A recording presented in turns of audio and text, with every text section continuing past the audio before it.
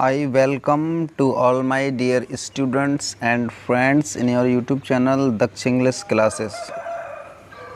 Dear students, आज हम बताने वाले हैं 9th क्लास की वी हैव बुक से first poem.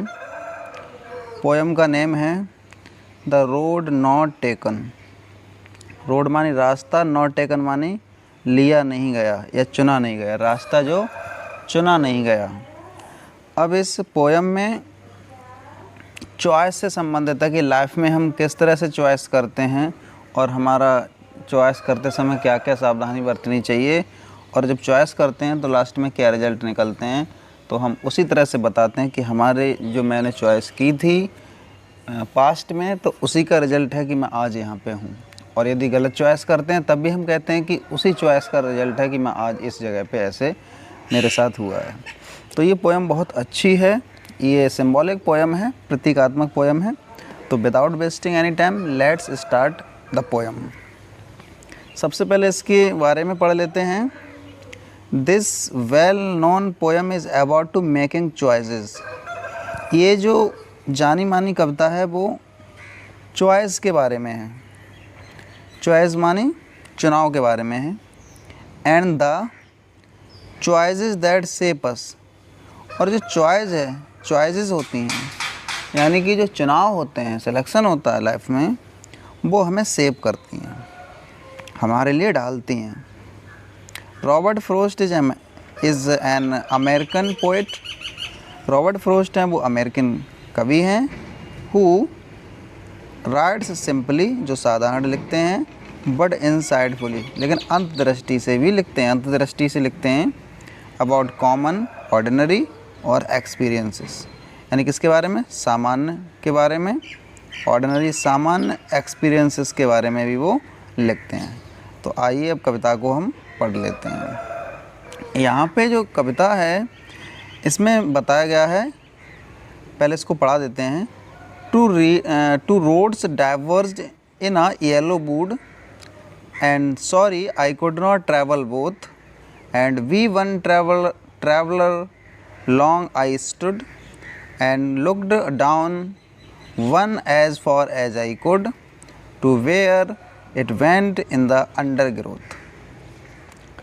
Two roads diverged मानी होते हैं बटे हुए थे।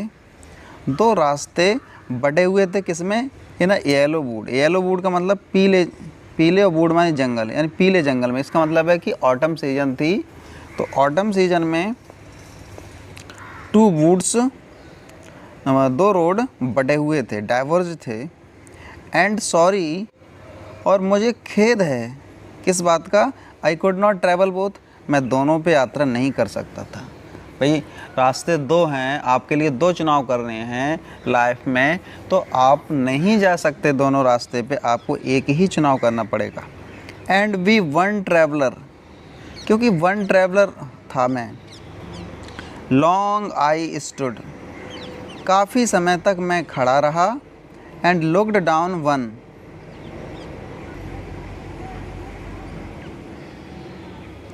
एंड लुक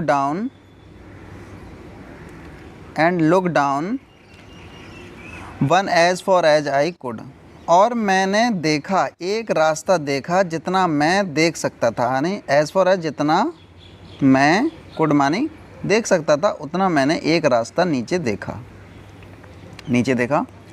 टू वेयर, जहाँ, it went in the undergrowth. Undergrowth का मतलब है झाड़ियों में, जहाँ ये झाड़ियों में मुड़ जाता था, झाड़ियों में मुड़ जाता था। झाड़ियों का मतलब है कि लाइफ में जब आप किसी रास्ते पर खड़े हैं और जब आपको सिलेक्शन करना होता है कि हमें किस साइड में जाना है, जैसे आप हाई स्कूल में हैं या 9th में हैं, तो आपको हाई स्कूल जब क्वालिफाई कर लेंगे, पास हो जाएंगे, तो फिर आपके पास एक चॉइस होगी कि आप आर्ट में जाना चाहते हैं, आप साइंस में जाना चाहते हैं, आप कॉमर्स में जाना चाहते हैं। और जब आप सिलेक्शन कर लेंगे तो उसके बाद फिर जब उस पर जाने लगेंगे तो आपको ये पता ना होगा कि रास्ता कैसा होगा, कहाँ तक जाएगा।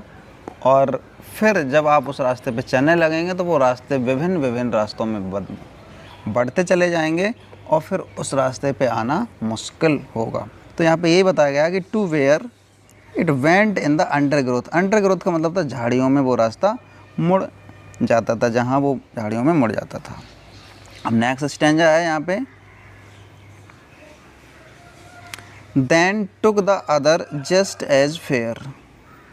अब वो ये कह रहे हैं कि दूसरा रास्ता भी लिया, मतलब दूसरा रास्ता भी उसने देखा, जस्ट एज फेयर, जो कैसा था, बिल्कुल कैसा था, फेयर था, अच्छा था, and having perhaps the better claim.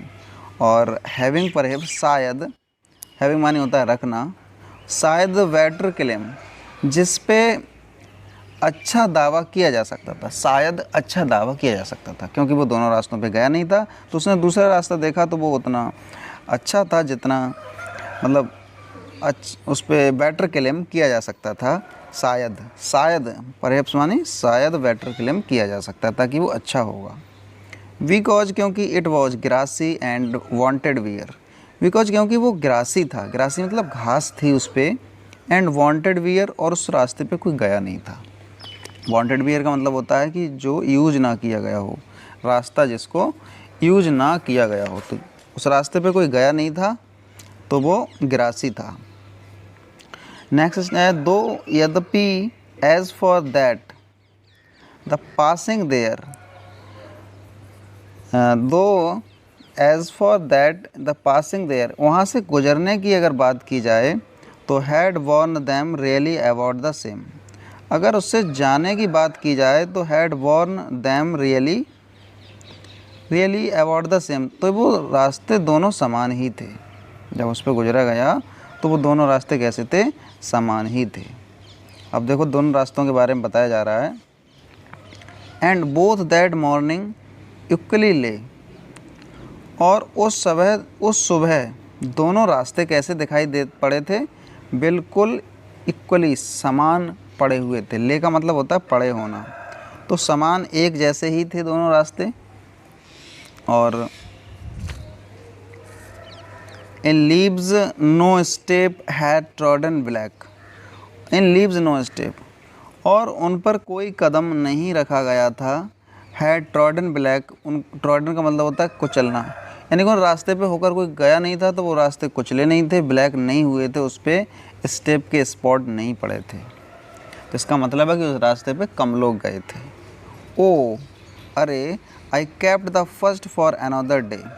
Writer ये कह रहा है कि मैं इस रास्ते पे फिर कभी जाऊंगा, मतलब फिर कभी, I kept the first for another day, पहले मैं मतलब इस पे जाता हूँ उसके बाद मैं फिर इस पे कभी जाऊंगा, लेकिन येट नोइंग, ये जानते हुए, how way Leeds on two way, how way Leeds on two way, कि दूसरे रास्ते पे, कि एक रास्ता दूसरे रास्ते में जाता है। मतलब how way Leeds on two way, कि एक रास्ता दूसरे रास्ते पर जाता है। मतलब ये जब आप किसी रास्ते पे चलने लगेंगे, जब आपने कोई सिलेक्शन लाइफ में कर लिया तो उस रास्ते पे जब पहुंचेंगे तो उसमें बहुत सारे रास्ते बने हुए होंगे, तो फिर उस पर आना मुश्किल होगा। ये जानते हुए कि वो कह रहा है कि मैं फिर कभी दूसरे दिन इस पे जाऊंगा, लेकिन वो कह रहा है येट नोइंग, फिर भी जानते हुए, how way Leeds on two way, कि एक मार्ग किस प्रकार दूसरे मार्ग से जाता है। आई डाउटेड,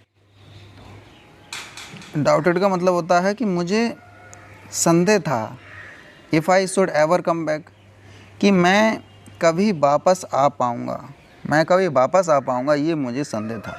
कि जब लाइफ में आपने कोई चुनाव कर लिया और आपने, मान लो आप ग्रेजुएशन कर रहे हो और उसके बाद में आपने आर्ट ग्रुप ले लिया, और करने के बाद आपने ग्रेजुएशन कर लिया, फिर से आप कहें कि मैं दोबारा से चॉइस करूँगा, तो फिर वो आपको आना मुश्किल होगा। तो संदेह था उसको कि उस रास्ते पे कम बैक वापस करना मुश्किल था। एवर माने कभी भी वापस आ पाएगा, ऐसा उसके लिए संभव। उसके बाद यहाँ पे नेक्स्ट, आज लास्ट है ये स्टैंजा होगा, I shall be telling this with a sigh, I shall be telling this with a sigh, मैं इसके लिए बता रहा हूँ।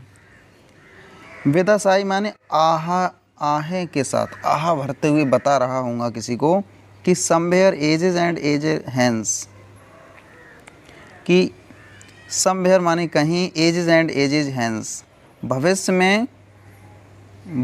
में इस एक काल में, two roads diverge in a wood, दो जंगल रास्ते में बटे हुए थे, एंड और I took the one less travelled by, और मैंने वो रास्ता चुना जिस पे कम लोगों ने यात्रा की थी, एंड दैट और हैज़ मेड ऑल डिफरेंसेस, और उसने ये सभी अंतर कर दिए हैं। तो ये जो आप बताएंगे किसी को कि आज मैं यहाँ पे खड़ा हूँ, वो मेरे लाइफ में वो चुनाव था पास्ट टाइम में, कि वो विद अ साई मानी कि आप आहें भरते हुए बताएंगे, वो सैडफुल भी हो सकती हैं और वो प्लेजर के साथ भी आप बता सकते हैं कि आज मेरे साथ ये मैं लॉस हुआ है, मेरी लाइफ बर्बाद हुई है।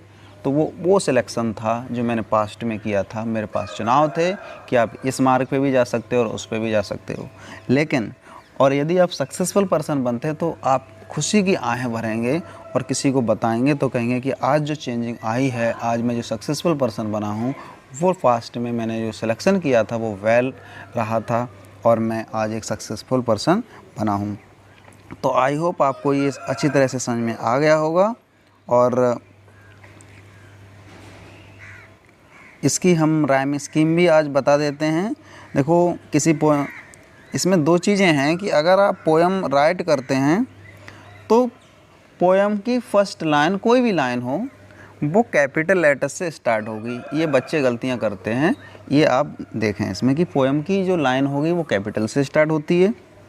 जैसे यहाँ पे टू लिखा है, एंड लिखा है, एंड लिखा है, एंड और टू, तो ये कैपिटल लेटर से स्टार्ट होगी। ये हमेशा कोई भी पोएम हो दुनिया की, वो कैपिटल लेटर से स्टार्ट होती है।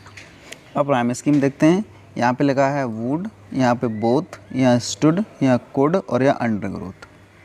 तो यहाँ पे देखो वुड है, डी आया है लास्ट में, तो हम इसके लिए क्या देंगे, हम ए दे देंगे।